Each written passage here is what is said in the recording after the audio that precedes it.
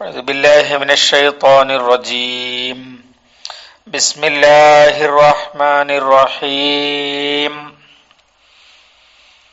يا أيها الذين آمنوا أنفقوا من طيبات ما كسبتم ومما أخرجنا لكم من الأرض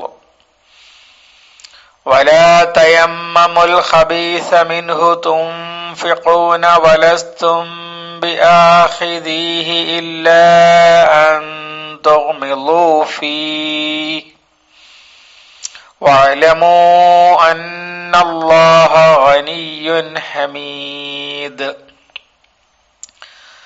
الشيطان يعدكم الفقر ويأمركم بالفحشاء والله يعدكم مغفرة منه وفضلا والله واسع عليم صدق الله العظيم. സൂറത്തുൽ ബഖറയിലെ 267-8 ആയത്തുകൾ. യാ അയ്യുഹല്ലദീന ആമനു, സത്യവിശ്വാസികളെ, അംഫിഖു, നിങ്ങൾ ചെലവഴിക്കൂ, മിൻ ത്വയ്യിബാത്തി മാ കസബ്തും, മിൻ ത്വയ്യിബാത്ത്, നല്ലതുകളിൽ നിന്ന്, മാ കസബ്തും, നിങ്ങൾ സമ്പാദിച്ച, വമിമ്മ അഖ്റജ്ന ലക്കും മിനൽ അർളി, വമിമ്മ അഖ്റജ്ന, നാം ഉൽപ്പാദിപ്പിച്ചു തന്നതിൽ നിന്നും, ലക്കും, നിങ്ങൾക്ക് വേണ്ടി, മിനൽ അർളി, ഭൂമിയിൽ നിന്ന്. വലാ തയമ്മമു, നിങ്ങൾ ഉദ്ദേശിക്കരുത്. തയമ്മുമ് എന്നുള്ള വാക്ക് നമുക്ക് വേറൊരു നിലക്ക് പരിചയമുള്ള വാക്കാണ്. ഉദ്ദേശിക്കുക, കരുതുക എന്നൊക്കെയാണ് വാക്കിന്റെ അർത്ഥം. ഫൈലം തജിദു മാഅൻ ഫതയമ്മമു സഈദൻ ത്വയ്യിബ, വെള്ളം കണ്ടില്ലെങ്കിൽ നല്ല മണ്ണ് ഉദ്ദേശിച്ചു കൊള്ളുക എന്ന് അള്ളാഹു പറഞ്ഞ ആ വാക്കിൽ നിന്നാണ് ഒളുവിനും കുളിക്കും ഒക്കെ പകരം ചെയ്യുന്ന തയമ്മും, അഥവാ തയമ്മുമു സഈദൻ ത്വയ്യിബ, നല്ല മണ്ണ് ഉദ്ദേശിക്കുക എന്ന ഖുർആന്റെ പ്രയോഗത്തിൽ നിന്ന് ഉണ്ടായ വാക്ക്, ഒരു പേരാണ് പിന്നീട് തയമ്മും എന്നത്. ഇവിടെ അത് വാക്കർത്ഥത്തിലാണ്, ഭാഷാർത്ഥത്തിലാണ് ഉപയോഗിച്ചിട്ടുള്ളത്. വലാ തയമ്മമു, നിങ്ങൾ ഉദ്ദേശിക്കരുത്, അൽ ഖബീസ, ചീത്ത വസ്തുക്കളെ അല്ലെങ്കിൽ മോശം സാധനങ്ങളെ, മിൻഹു, അതിൽ നിന്ന്. തുംഫിഖൂന, നിങ്ങൾ ചെലവഴിക്കുന്നു, വലസ്തും, നിങ്ങളല്ല, ബി ആഖിദീഹി, അത് സ്വീകരിക്കുന്നവർ, ഇല്ലാ അൻ തുഗ്മിളൂ ഫീഹി, കണ്ണ് ചിമ്മിക്കൊണ്ടല്ലാതെ നിങ്ങൾ സ്വീകരിക്കാത്ത സാധനങ്ങൾ, സ്വീകരിക്കാത്ത മോശം സാധനങ്ങൾ ചെലവഴിക്കാൻ നിങ്ങൾ ഉദ്ദേശിക്കരുത് എന്നാണ് പറഞ്ഞതിന്റെ അർത്ഥം. വഅലമു, നിങ്ങൾ അറിയണം, അന്നല്ലാഹ ഗനിയ്യുൻ ഹമീദ്, അല്ലാഹു ഐശ്വര്യവാനും സ്തുതി അർഹിക്കുന്നവനുമാകുന്നു. അശ്ശൈത്താനു യഅദുക്കുമുൽ ഫഖ്റ, പിശാച്ച്, യഅദുക്കും, നിങ്ങളെ പേടിപ്പിക്കുന്നു, അൽ ഫഖ്റ, ദാരിദ്ര്യം കാട്ടിയിട്ട്, വയഉമുറുക്കും, അവൻ നിങ്ങളോട് കൽപ്പിക്കുന്നു, ബിൽ ഫഹ്ശായി, വൃത്തികെട്ട കാര്യങ്ങൾ, മോശം കാര്യങ്ങൾ. വല്ലാഹു യഅദുക്കും, അല്ലാഹു നിങ്ങൾക്ക് വാഗ്ദാനം ചെയ്യുന്നു, മഗ്ഫിറത്തം മിൻഹു, അവനിൽ നിന്നുള്ള പാപമോചനം, വഫദ്ല, ഔദാര്യവും. വല്ലാഹു വാസിഉൻ അലീം, അല്ലാഹു വിശാലനും എല്ലാം അറിയുന്നവനുമത്രേ. സാമ്പത്തിക രംഗത്ത് ചെലവഴിക്കുന്നത് തന്നെ മാന്യമായ നിലയിൽ ചെലവഴിക്കുക, ഇങ്ങനെയൊക്കെയുള്ള കാര്യങ്ങളെ കുറിച്ചാണ് പറഞ്ഞു വരുന്നത്. ചെയ്തത് എടുത്തു പറയുക, ഗുണഭോക്താക്കളെ ദ്രോഹിക്കുക പോലെയുള്ള ദുഷ്ടതകൾ കൊണ്ട് സദഖയുടെ ഫലം നഷ്ടപ്പെടുത്തരുത് എന്നൊക്കെയാണ് പറഞ്ഞത്. ഇനി സമ്പാദിക്കുന്നവരെ ബാധിക്കുന്ന മറ്റു ചില ദൂഷ്യങ്ങൾ ശ്രദ്ധയിൽ കൊണ്ടുവരികയാണ്. ചില ആളുകൾ ഈമാനിന്റെ വലിയ പ്രചോദനമില്ലാതെ സാഹചര്യത്തിന്റെ സമ്മർദ്ദത്തിൽ ചെലവഴിക്കേണ്ടി വരും. അപ്പോൾ പിശാച് അവർക്ക് തോന്നിപ്പിച്ചു കൊടുക്കുന്ന ചില ഐഡിയകളുണ്ട്. അതാണ് ഈ ആയത്തിൽ ആദ്യം സൂചിപ്പിക്കുന്നത്. അള്ളാഹു ആദ്യം പറഞ്ഞു, യാ അയ്യുഹല്ലദീന ആമനൂ അൻഫിഖൂ മിൻ ത്വയ്യിബാതി മാ കസബ്തും വമിമ്മാ അഖ്റജ്നാ ലക്കും മിനൽ അർളി. നിങ്ങൾ സമ്പാദിച്ചതും നാം നിങ്ങൾക്ക് ഭൂമിയിൽ നിന്ന് ഉൽപ്പാദിപ്പിച്ചു തന്നതും. നിങ്ങൾ സമ്പാദിച്ചത് എന്ന് പറഞ്ഞാൽ കച്ചവടത്തിലൂടെ വ്യവസായത്തിലൂടെ ഒക്കെ ഉണ്ടാക്കിയെടുക്കുന്നത്. അതിൽ മനുഷ്യന്റെ പ്രവർത്തനം വളരെ വലുതായിരിക്കും. അതേസമയത്ത് കൃഷിയിൽ വിത്തിടുക എന്നുള്ളതാണ്. മുളപ്പിക്കുന്നത് അള്ളാഹുവാണ്, വിളയിപ്പിക്കുന്നത് അള്ളാഹുവാണ്. രണ്ടും അള്ളാഹുവിന്റെ തന്നെ പ്രവർത്തനമാണ്. രണ്ടും രണ്ട് വ്യവസ്ഥയാണ്. ആദ്യം പറഞ്ഞതിൽ മനുഷ്യന്റെ തലപുകച്ചില് കുറച്ച് കൂടുതലായിരിക്കും. അതുകൊണ്ടാണ് നിങ്ങൾ സമ്പാദിച്ചത് എന്ന് പറഞ്ഞത്. ഇത് രണ്ടിൽ നിന്നും ചെലവഴിക്കേണ്ടത്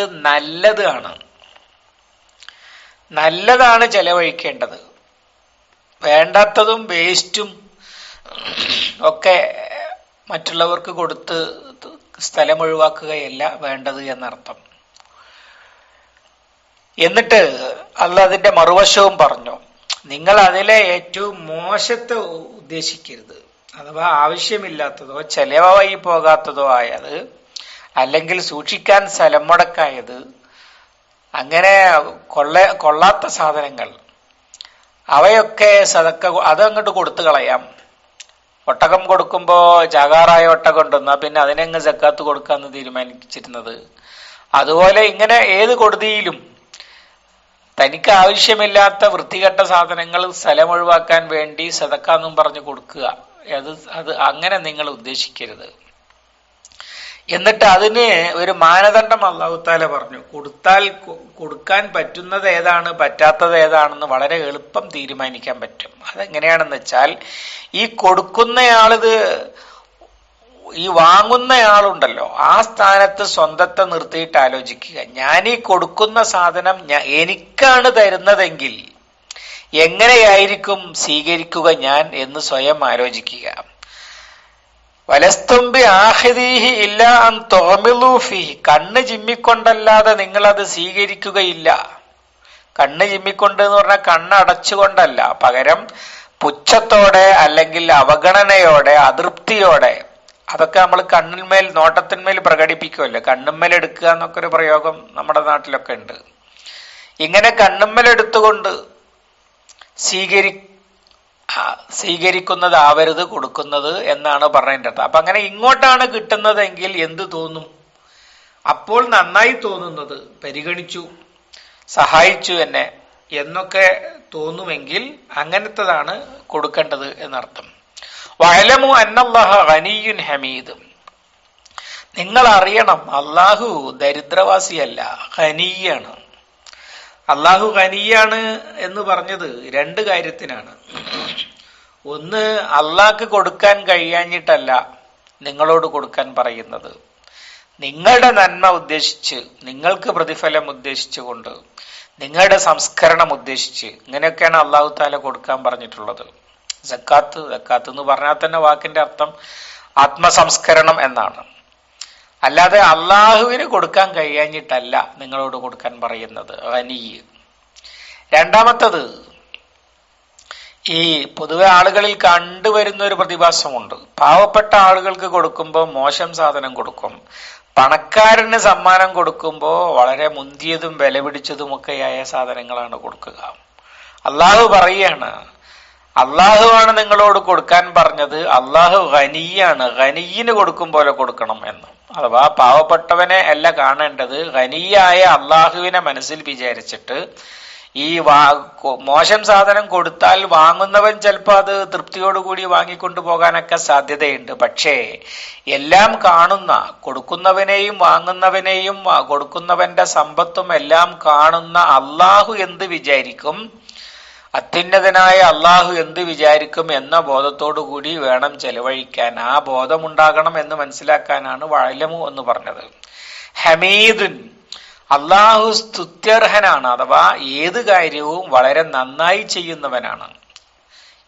അള്ളാഹു ചെയ്ത ഏത് കാര്യം ആര് പരിശോധിച്ചാലും അള്ളാഹുവിനെ വാഴ്ത്തുവാനും പുകഴ്ത്തുവാനുമേ ഇടയുണ്ടാകുകയുള്ളൂ. അങ്ങനെയാണ് ചെയ്യുന്നത്. അല്ലാതെ അഹ്സന കുല്ല ഷൈഇൻ ഖലഖ, എല്ലാറ്റിനെയും ഏറ്റവും നന്നായി സൃഷ്ടിച്ചു. ഖലഖനൽ ഇൻസാന ഫീ അഹ്സനി തഖ്വീം, മനുഷ്യനെ ഏറ്റവും നല്ല നിലയിൽ സൃഷ്ടിച്ചിരിക്കുന്നു. അങ്ങനെയൊക്കെയുള്ള ഇഹ്സാന് അള്ളാന്റെ അടുത്ത് നിന്ന് തന്നെ ഉള്ളതാണ്.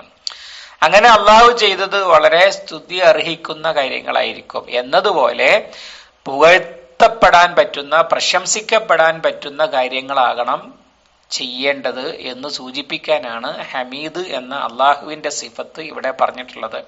നബി സല്ലല്ലാഹു അലൈഹി വസല്ലമ പറഞ്ഞിട്ടുണ്ട്, തഖല്ലഖൂ ബി അഖ്ലാഖില്ലാഹ്, നിങ്ങൾ അള്ളാഹുവിന്റെ സ്വഭാവത്തിൽ നിന്ന് സ്വഭാവം സ്വീകരിക്കുക. അഥവാ അള്ളാഹു ഖനിയാണ്, അപ്പൊ നമ്മൾ ഖനിയായിട്ട് വേണം പെരുമാറാൻ. അള്ളാഹു ഹമീദാണ്, അതുകൊണ്ട് നമ്മളും ഇഹ്സാനോടുകൂടി നല്ല നിലയിൽ വേണം പ്രവർത്തിക്കാൻ എന്നർത്ഥം.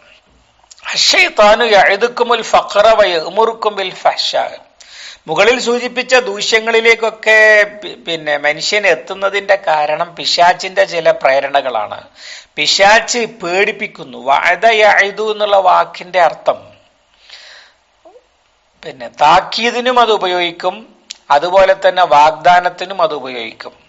രണ്ടായാലും ഭാവിയിൽ ഇന്നത് സംഭവിക്കും എന്ന് പറയുന്നയാള് ചെയ്യുന്നത്. ഭാവിയിൽ നല്ലത് സംഭവിക്കും എന്ന് പറയുമ്പോൾ എന്തെങ്കിലും നേട്ടങ്ങൾ ഉണ്ടാകും, അല്ലെങ്കിൽ എന്തെങ്കിലും തരും എന്നൊക്കെ പറയുമ്പോൾ നമ്മൾ വാഗ്ദാനം ചെയ്തു, ഓഫർ ചെയ്തു എന്നൊക്കെ പരിഭാഷപ്പെടുത്തും.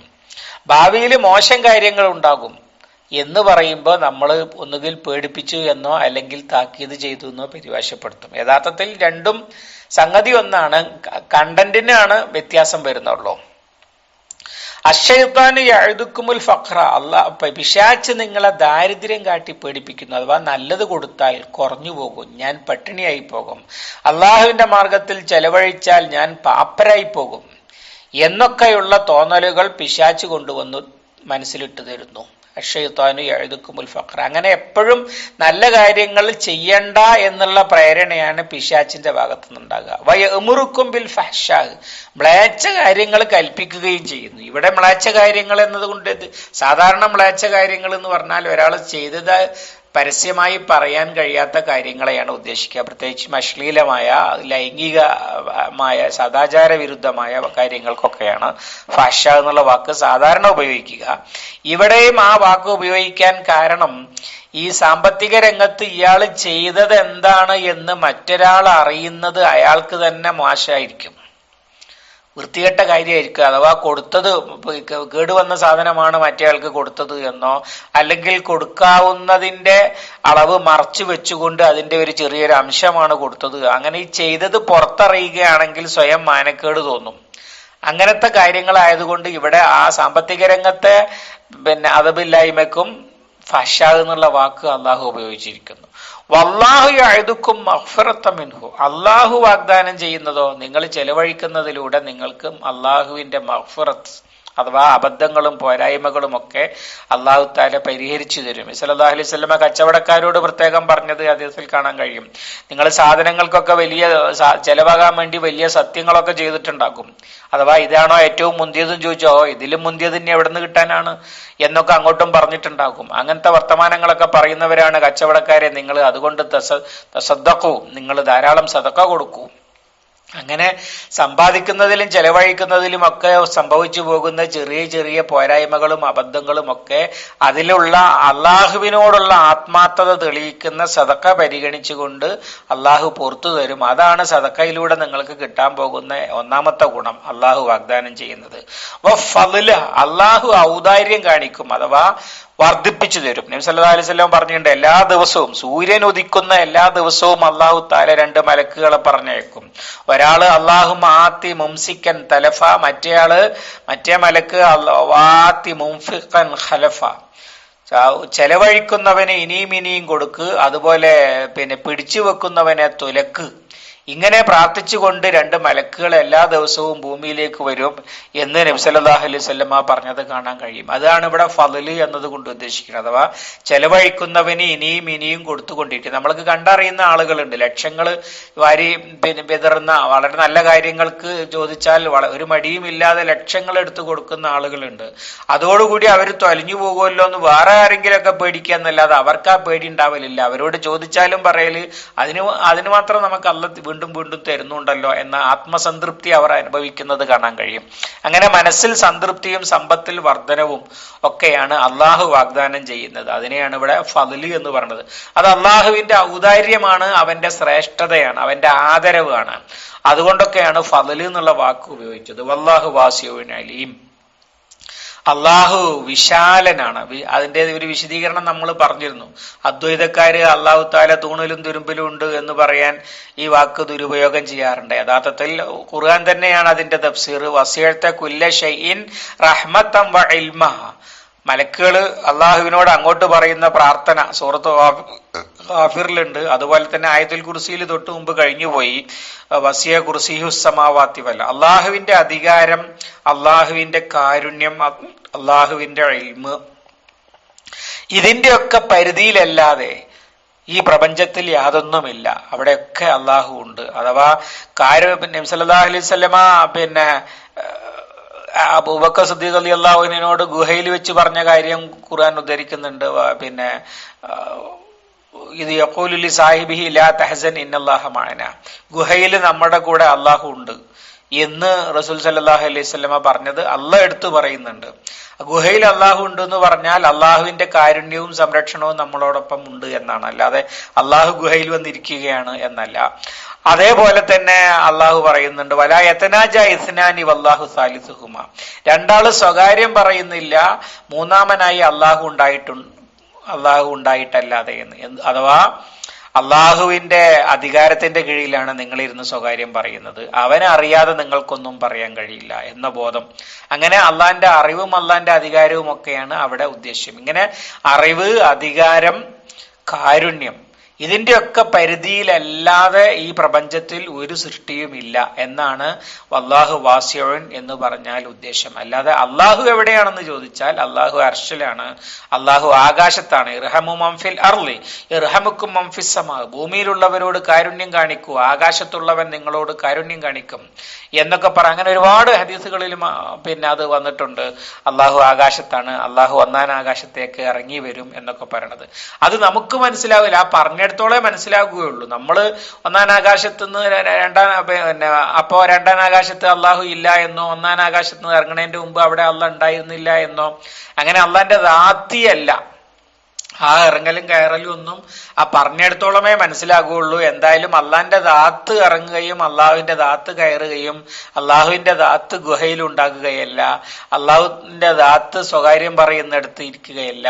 പകരം അള്ളാഹുവിന്റെ ദാത്ത് എവിടെയാണ്, എങ്ങനെയാണ്, അതൊക്കെ അള്ളാഹ്ക്ക് മാത്രമേ അറിയുകയുള്ളൂ. അതേ സമയത്ത് വാസിഉൻ എന്ന് പറഞ്ഞാൽ അവന്റെ അറിവും അധികാരവും അവന്റെ കാരുണ്യവും ഒക്കെ എല്ലായിടത്തും ഉണ്ട് എന്നാണ് പറഞ്ഞതിന്റെ അർത്ഥം. വല്ലാഹു വാസിഉൻ അലീം.